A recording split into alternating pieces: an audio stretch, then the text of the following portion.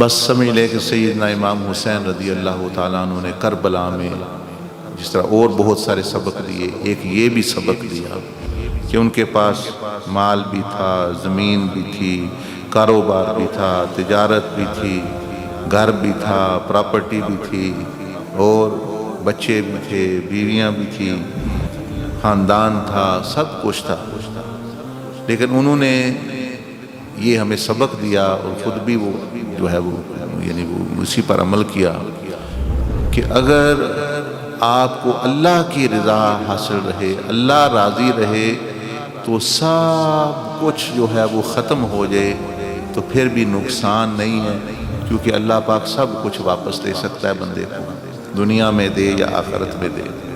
اور اگر وہ نہ رہے، اللہ پاک سے تعلق یعنی ایمان نہ بچے بندے کا، اللہ پاک سے تعلق نہ بچے، اللہ راضی نہ رہے، اللہ پاک ناراض ہو جائے، تو سب کچھ یہ چیزیں پاس ہو کر بھی بندہ ناکام ہے۔ جیسا کہ یزید، اس کے پاس مال بھی بچ گیا، بچے بھی بچ گئے، بیویاں بھی تھیں، فوج بھی تھی، ملک بھی تھا، جائیدادیں بھی تھی، حکومتیں بھی تھی، عہدے بھی تھے، پولیس بھی تھی، ساری چیزیں تھی، صرف ایک چیز نہیں تھی، اللہ کی رضا۔